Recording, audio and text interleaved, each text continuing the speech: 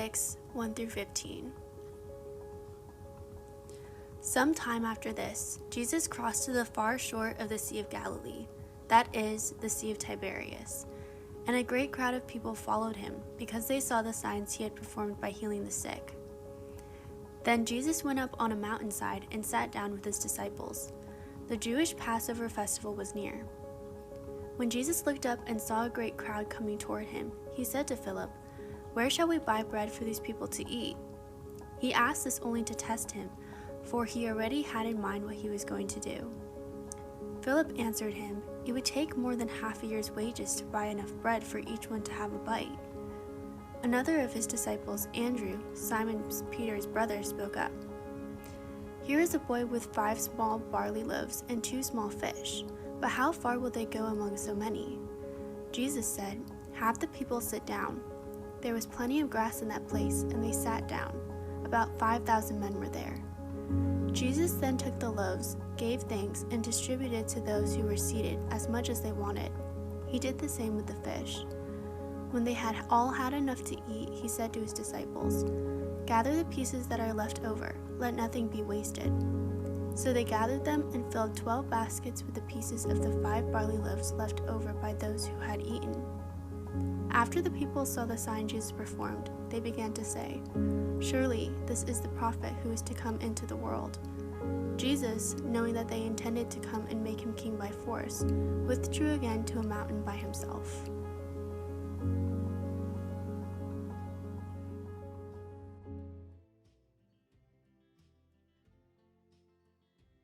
Someone asked me a question about a week ago that I think it changed my life forever. I think that if you were here with us, you heard the same question. Do you want to be healed?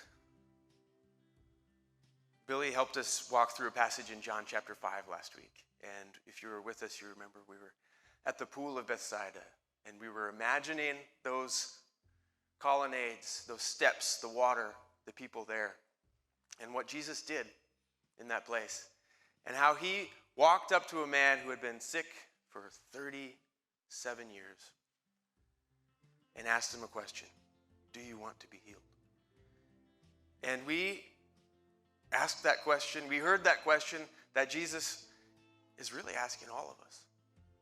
Do you want to be healed? It's more than, do you want your pain to go away? Do you want to feel better? There's something deeper going on in this question. Do you want total deliverance? That's not really the question we wanted to be asked, but we need to be asked that question. Do you want total deliverance? Do you want to be healed? Why can I say that I was asked a question a week ago that changed my life forever? I mean, I didn't become a Christian last week. I was 10 years old when I first started to understand what the gospel was. I saw my life, my mother's life changed when she repented, and I knew this is what we needed. I didn't become a Christian last week, but I was asked a question last week that I think will have a lasting effect on my life. Do you want total deliverance? And if you do, you need to decide which Jesus you're going to go to for this total deliverance. Is it the transactional Jesus, the quid pro quo Jesus? The one that says, well, I scratched your back, now you scratch mine. Is it the Santa Claus fairy tale that motivates us to do good things and get candy? Or do you want the real thing? Do you want total deliverance, and do you recognize that there's only one Jesus that can give it to you?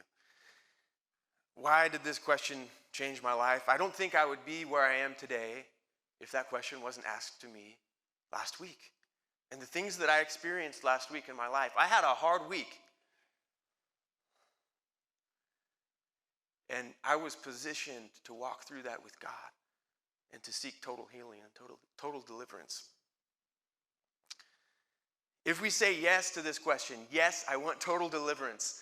If we say that together, not just as a group of isolated individuals, but as a church body, we want total deliverance and we want the real thing. We want the real Jesus. We then have to be ready to see him for who he is, to take him at his word. What better way to do that than to jump in to a 24-hour period in the life of Jesus? I mean, if you had the chance to go back into the life of Jesus and just spend a day with him, which day would you pick? I really think this is the one we should go with. This is an incredible day of walking with Jesus, to see him as he is, who he is, and how he is the one that can offer us total deliverance. I want to see God. Have you ever said that? Have you ever said that in your prayers? God, show me yourself. Show me who you are. You're not the only one who's prayed that prayer. You're not the only one of your generation, but you're not the only one in human history. Do you know that Moses is said to have had fellowship with God as if it was face to face, like they were friends?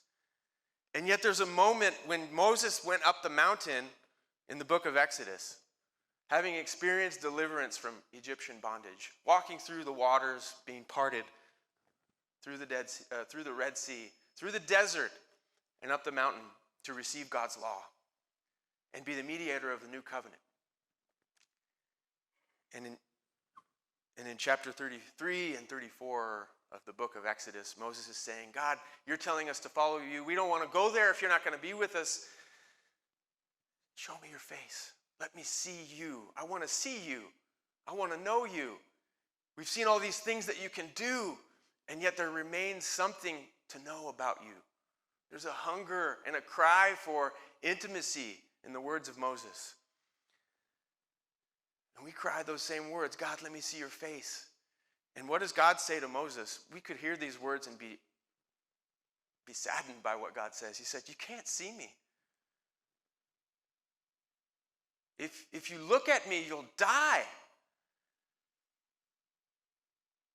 But he said, I'll pass by you, and you can see my glory.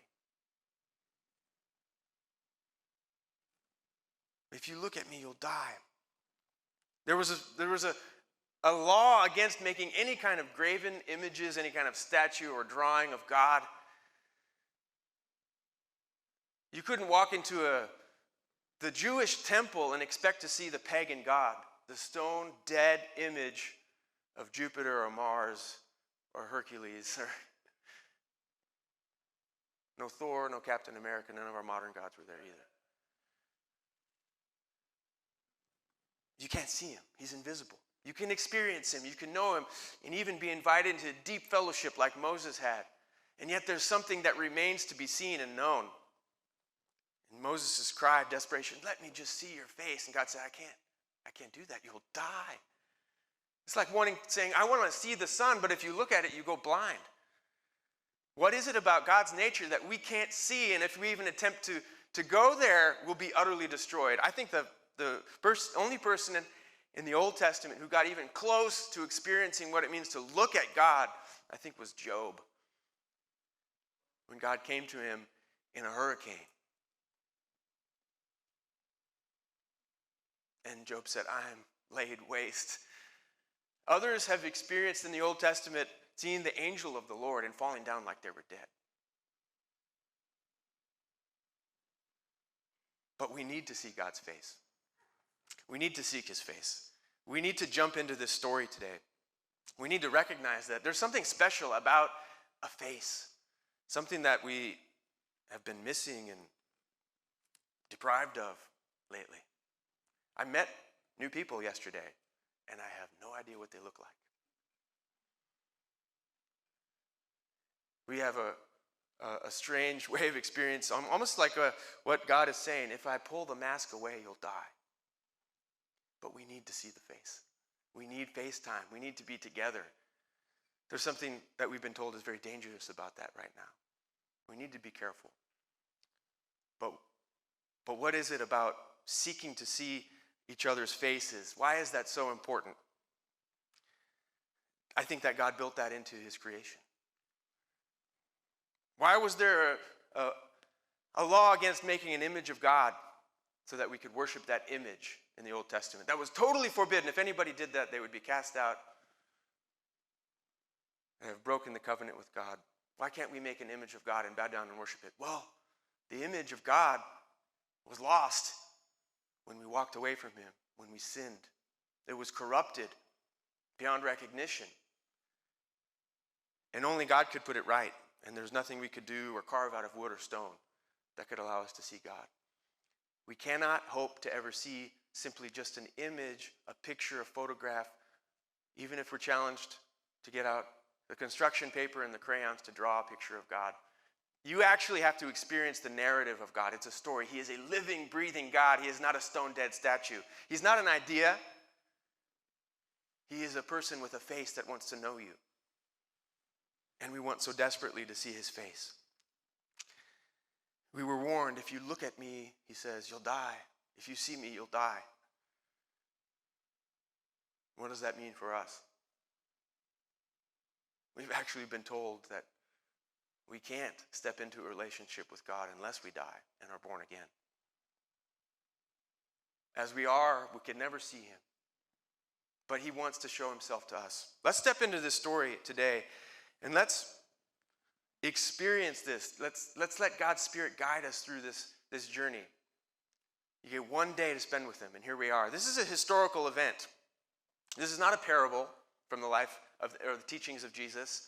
This is not an analogy or a metaphor. This is literally something that happened in time and space in history. It's a story starting with the multiplication of bread that we find in all four Gospels. All four Gospels, they're very different in that they overlap, and when we read them and experience them, we know that they're showing us one and the same Jesus. Gospel of John is radically different from the other three Gospels in the way that we're drawn through the narrative and life of Christ, the language and imagery that's used. And yet, we have this Gospel of John where we have the turning of water into wine, which we don't find that in the other Gospels. The raising of Lazarus, the conversation with the Samaritan woman. Nicodemus, that meeting at night to talk about what it means to be born again. So many stories that are not present in the other Gospels, but we get a window into Jesus' life. And at the end of the Gospel of John, the writer says, there are so many stories that we could never write them all down. The world has not enough space for the books that would be written to describe the life of Christ. But these stories are given to us for our faith, that we would believe in him and in that faith have life. So why is this story in John, as well as in the other three Gospels, the story of the multiplication of bread? And you know what? It's actually so important. Not only does it happen in all four Gospels, but in two of them it happens twice. In the Gospels of Matthew and Mark, after the feeding of the 5,000, some time passes and another crowd has gathered, and this time it's 4,000, and Jesus does it again. And after that experience, immediately after feeding 4,000, Jesus makes a comment about the yeast of the Pharisees. And his disciples are going, oh, what's he talking about, yeast, bread? Or did we forget the bread? And Jesus said, no, you don't understand. Do you still not understand what's going on? Do you not understand the meaning of the bread still? And yet, unlike some of his parables, when he actually drew the disciples together and explained the meaning of those parables, he doesn't explain it. You have to experience it. You have to look at it, and you have to wrestle with it. And that's what I hope that we'll do this week. Even as last week we wrestled through these questions, do you want to be healed? Do you want true deliverance? And which Jesus is it that you're seeking to have a relationship with? If we all said, yes, I want the real Jesus, yes, I want the deliverance that he's offering me, well, here we go. The clock is ticking. This day has begun. The sun is up, and Jesus has gathered his disciples, the 12, and he's called them to go to a remote place. But before they can enjoy that experience of a little camp wilderness retreat with Jesus, the crowds show up because there is just too much momentum. This is happening because we can cross-reference this story with the other three Gospels. We know that this is happening after Jesus had sent out his disciples to all the towns and villages to preach the gospel, to heal the sick, to drive away the darkness. And people are seeing that there's power in this. There's something happening. Lives are being changed. And the people that have heard the good news of God's kingdom are seeking Jesus. And so before that they can experience their wilderness getaway, their leadership team retreat, there's crowds and crowds that have shown up. 5,000 men. That may be a way to just count up households, right? 5,000 families have showed up. 5,000 men, and also women and children that have shown up in this remote place to see Jesus. What is it about this hunger to see Jesus and to see his face, the force of his personality, the miracles that he's producing, flowing out of him, and is drawing people in? And he went up the mountain. Again, we see something similar in the life of Moses. Up the mountain.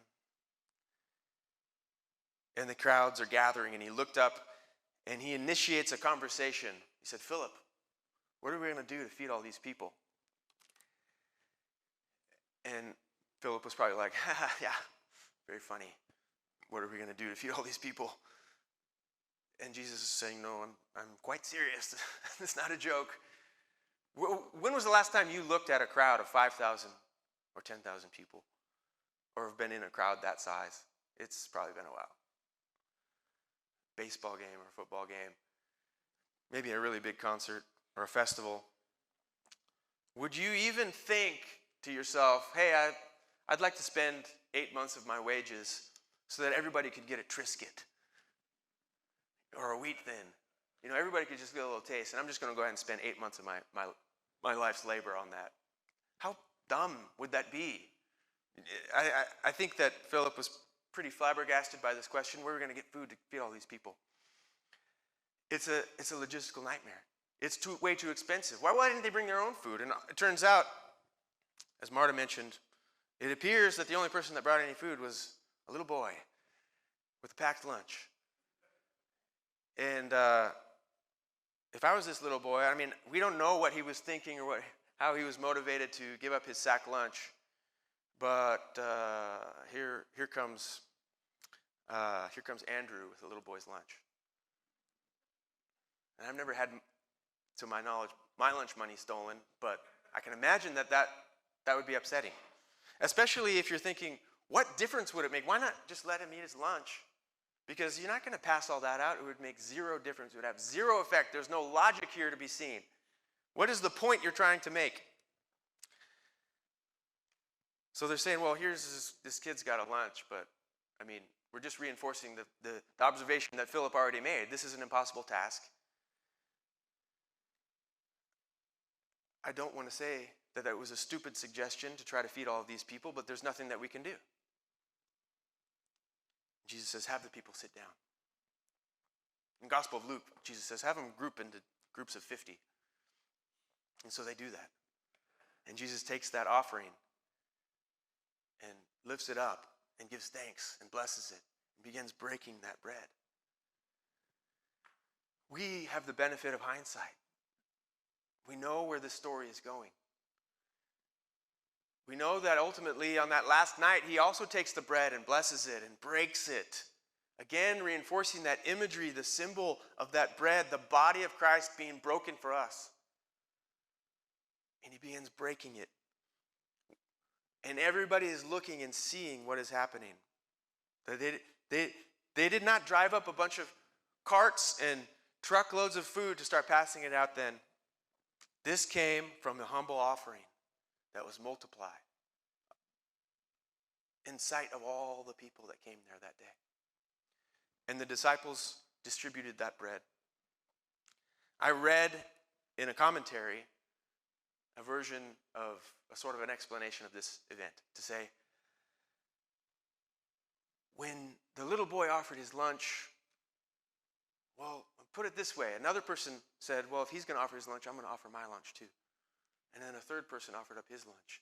And that spirit of sharing and giving swept through the crowd, and everybody was just inspired to share their lunch. And as we see at the end of this process of sharing, they're at first afraid that there wouldn't be enough, so they didn't offer that what they had, but it turns out there were 12 basketfuls left over. So if we could only be nudged in the right direction, inspired to do the right thing, because we're good in our very nature, and all we need is a little bit of push in the right direction. No, that is not what happened this day. That is a poor excuse to try to explain this fundamental and central miracle, this revelation of the very person of who Christ is and what happened on that day. We were bankrupt when we showed up to look at this Jesus. We brought nothing good with us, and the humble, meager offering of a little child was laughable and pathetic in the face of this need. And yet, Jesus looked at that little boy and said, "You are part of my work." And he took that offering, and it was enough. No, it was more than enough. The abundance of God's goodness and grace is on display here. Why is this story of a miracle of multiplication of bread, found in 4 of the 4 Gospels, and in 2 of them it happens twice? We have 6 stories of the multiplication of bread. This has to be at the center of our understanding of who God is, of his very nature. We're walking through this day with him, and we've experienced this miracle, but do we even know what it means? At the end of the day, to have our bellies filled is a good thing. But is it really what was happening today?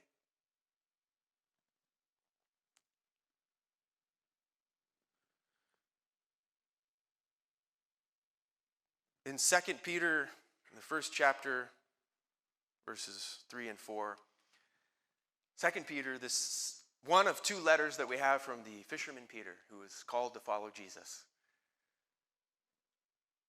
He says these words that are so deeply meaningful and almost hard to imagine that a fisherman with his do you imagine these hands that he ended up with through pulling these nets in and out every day, and the leathery skin that he had from just working on the sea every day, and somehow he's able to take up a quill and ink and produce these words that God's divine power has granted to us all things that pertain to life and godliness, through the knowledge of him who called us to his own glory and excellence, by which he has granted to us the precious and very great promises, so that through these promises, you may become partakers of the divine nature, having escaped from the corruption that is in the world because of sinful desire. You can become partakers, participants in the very nature of God. What happened on that day, on that hillside, was that people were called in to be partakers of the nature of God, to produce a sacrifice, an offering that was then multiplied to become more than enough. The very simple act of offering my little sack lunch became a moment in time where we have encapsulated the very nature of God and his calling for us to join in with that, for him to revive us and restore the very image that he intended to be for all of creation from the beginning of time, that image that was lost. But we've been saved from that. That is not our fate. That's not our story anymore. We've been brought from death to life to be partakers in the very nature of God. We can't look at him. If we do, we'll die. But unless we die, we can never see him. Does that break your brain the way it breaks mine? We can't look at him or we'll die. But unless we die, we'll never see him. We have to die to ourselves, to sin, and be raised again. These people were here on that day. They saw what happened. They were there because he had been healing so many. And they showed up, and he fed them. And they said to each other, "This guy's got bread power. He's got bread just shooting out of his fingertips. What could we do with bread power?" Well, we look to my left, look to my right. We got a lot of people here. And if we got a guy with bread power, we can do a lot. Let's make him king. And Jesus was aware of what was happening in the crowd, what they were talking about. Do you remember his testing in the wilderness? And the devil says to him, after 40 days of fasting, he says, "Why don't you take that rock and make a nice buttery biscuit out of it and satisfy your hunger? You got bread power, don't you? Use your bread power." And Jesus says, no. It's not that kind of bread that I'm even talking about. That's not the bread I'm hungry for, he says. It's by the word of God that we live. That's the bread that gives life. These people saw him, the man with bread power, and they said, let's make him king. And Jesus said, no. That other temptation that the devil offered, I'll give you the kingdom of the world. Just worship me. And Jesus said, no. He withdrew. He sent the crowds home with full stomachs. And he sent his disciples to sail across the sea. And here we see the sun has gone down. Normally we don't really combine these two stories, but this is happening. This is one day in the life of Jesus. And what can we learn if we just keep walking through the end of this day? His disciples are fighting against the wind and the waves. That same commentator on the Gospel of John who tried to make a case for people's generosity that produced the multiplication of bread, he also tried to say that walking on the water was actually just the Greek expression that means to walk on the seaside. And that it was a clear night with a full moon, and the disciples could clearly see Jesus walking in the light of the full moon. No, that is not what happened. We know this because we have all four Gospels, and this is that very same night when Jesus is walking on the waves. And in the Gospel of Mark, it says that he intended to pass them by. That same image of God's glory passing Moses by. And when they saw him, they were scared. They thought it was a ghost. How did they see him in the middle of the night? Well, we could hypothesize about there being a full moon. If you ever walked out on a night with a full moon, you know that you can see reasonably well, especially compared to a night with no moon, right? How did they see him walking on these waves? Let me tell you what I think. In the beginning, God created the heavens and the earth. And the earth was void and empty and topsy-turvy, and there was darkness over the deep. And God said, let there be light. And there was light. And he separated the light from the darkness. And he called the light day, and the dark he called night. And there was evening and morning on day one. And God said, let the waters be separated. And he lifted and he raised and he created the upper waters and the lower waters. And to hold back the upper waters, he created a firmament, something firm, something strong, to hold back the chaos of the waters. And he called it heaven. The sky, heaven. And on that second day, you could be there in that space that God created between the waters and see an endless ocean and an endless sky and nothing to stand on. And the only thing that is hard enough to stand on is heaven, the firmament, the firm foundation that's above us.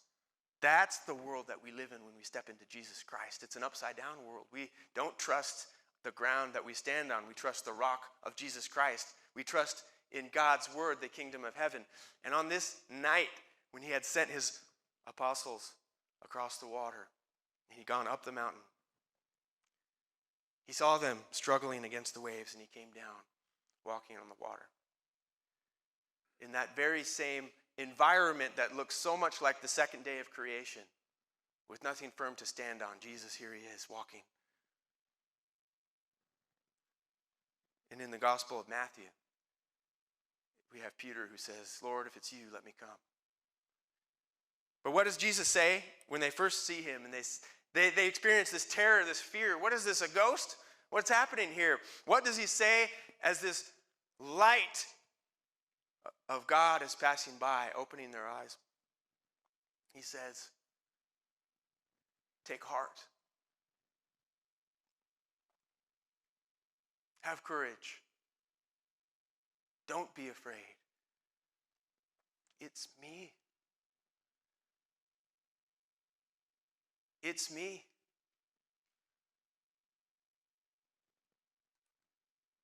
And actually, the very words that he said, take heart, I am.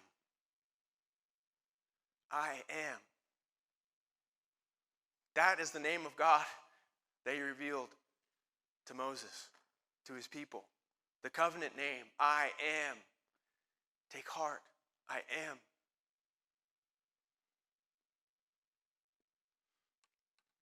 And Peter steps out, and of course he sinks ultimately, and Christ is there to take him in and bring them to the shore. And the story goes on. But what can we learn in this 24-hour day? Who is this Jesus? Did we say yes to that question of healing and total deliverance? Did that lead us to the next question? Did that lead us to the next stepping stone on this path to say, if I desperately want this true healing, this true deliverance, then I know it has to come from the true Jesus. And the very next step, that very next stepping stone on this path brings us to these experiences of witnessing who he is as this veil is being peeled away and we can look in and see the very face of God, see the heart of God through the actions of Jesus Christ. This is more than a painting. It is something that must be lived and experienced. It is something that should never leave us unchanged. Because what is happening in this story, even as he welcomed in a little boy to help with this great project of feeding the masses, and his disciples distributing that bread, and people consuming that bread, and after seeing that miracle, but not getting it, right? They didn't get it. And so he withdrew and sent them home and his disciples across the sea. And here they are struggling. And he comes to them in the darkness, and his light is shining, and they see him, and they're scared. He says, don't be afraid. I am. Do we have the perception to see what he's trying to tell us here? That he's not only wanting to show himself to us, but he's inviting us in to himself to participate in that. A little while later in the Gospel of John in chapter 14, on that last night when Jesus is so passionately pouring out his heart to his disciples, Philip says, Lord, show us the Father, and it's enough for us. And Jesus said to him, I've been with you so long, and you still don't know me, Philip. Whoever has seen me has seen the Father. There's an answer to your request. Show me the Father. God, I want to see you. I want to see your face. How can you say, show us the Father? Do you not believe that I am in the Father and that the Father is in me? The words that I say to you, I do not speak by my own authority, but the Father who dwells in me does his works. Jesus says, believe me that I am in the Father and that the Father is in me, or else believe on the account of the works themselves. These actions of Jesus, the miracles flowing out of him, should awaken us and open our eyes to see that, yes, it's him. He says, truly I say to you, whoever believes in me will also do the works that I do, and greater works than these will he do, because I'm going to the Father. What? Whoever believes in me will do these same works?